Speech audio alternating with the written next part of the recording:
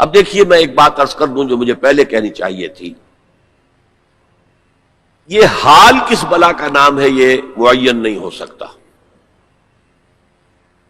اس لیے کہ ہر لمحہ ایک لمحے پہلے تو ماضی اور ایک لمحے بعد مستقبل.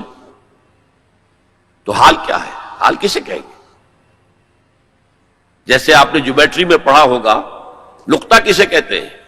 پوائنٹ جس کی کوئی ڈائمنشن نہ ہو، نہ چوڑائی نہ موٹائی، کچھ نہیں. لائن کسے کہتے ہیں؟ جس کی صرف ایک ڈائمنشن ہے، لینتھ ہوگی، اس میں کوئی چوڑائی موٹائی نہیں ہوگی. تو یہی معاملہ حال کا ہے. ماضی اور مستقبل کے درمیان ایک یوں سمجھیے کہ ایک فرضی سی لائن ہے جسے ہم حال کہتے ہیں. لیکن یہاں امت مسلمہ کے معاملے میں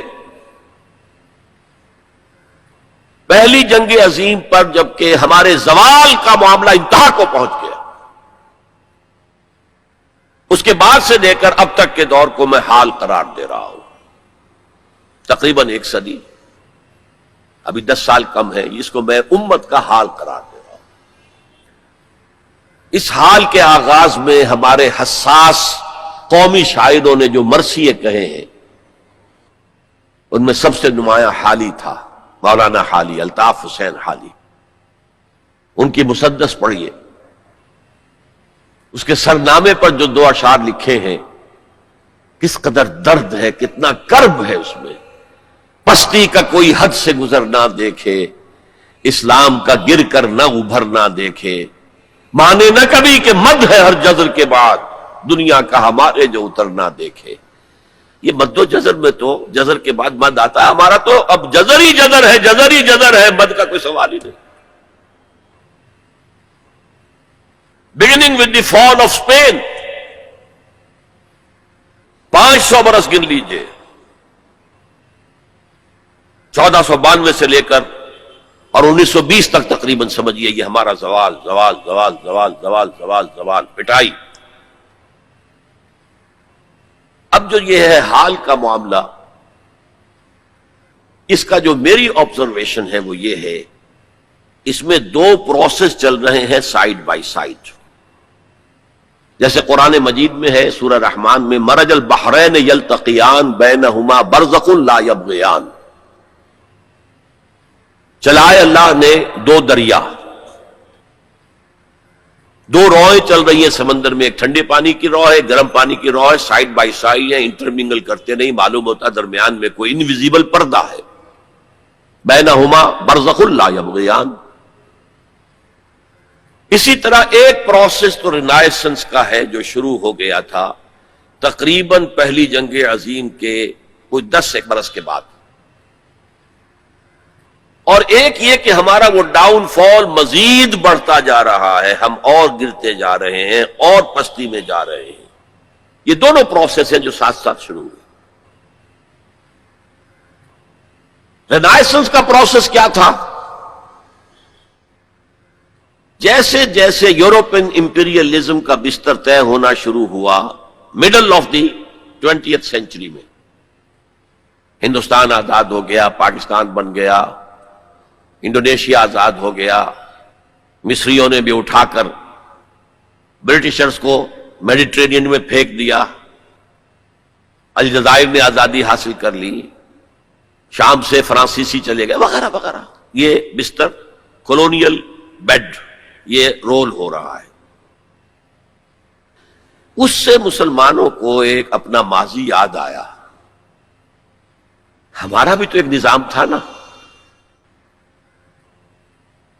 پہلا جو ہے رینائسنس کا عمل وہ تو تھا آزادی کی تحریکیں جو پوری دنیا میں چلی. سیوکارنو کی قیادت میں آزادی حاصل کی ہے انڈونیشیا نے،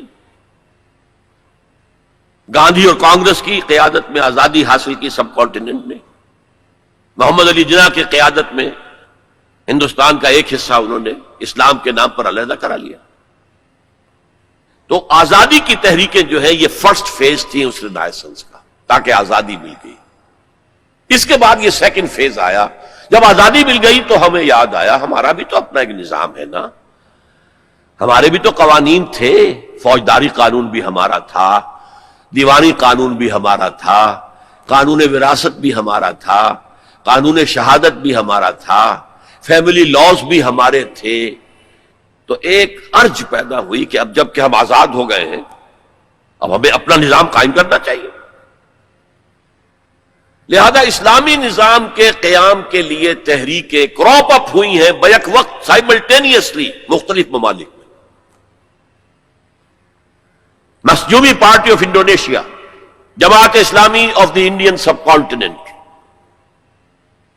فدائین اسلام ان ایران، الاخوان المسلمون ان ایجپٹ، اور ایجپٹ سے شروع ہو کر پورے عرب دنیا کے اندر، عباد الرحمان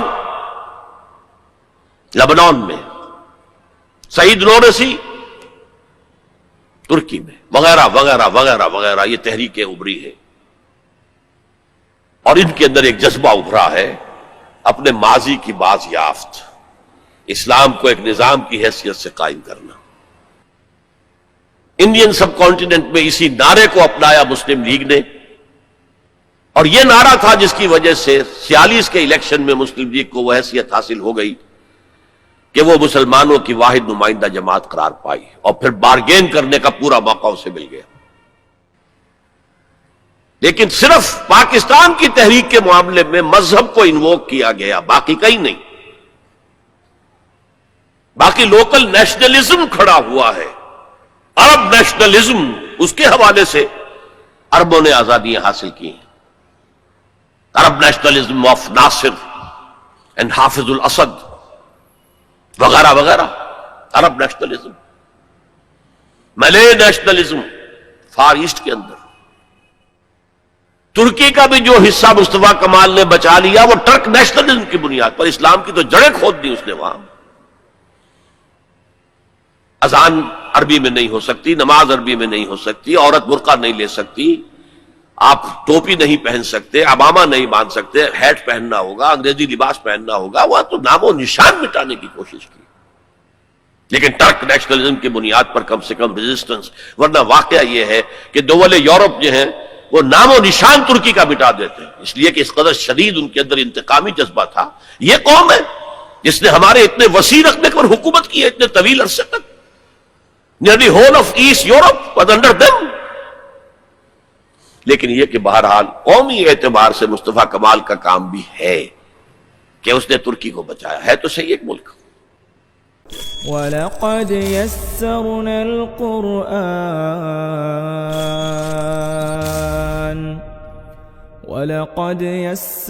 الْقُرْآنَ لِلذِّكْرِ فَهَلْ مِن مُّدَّكِرٍ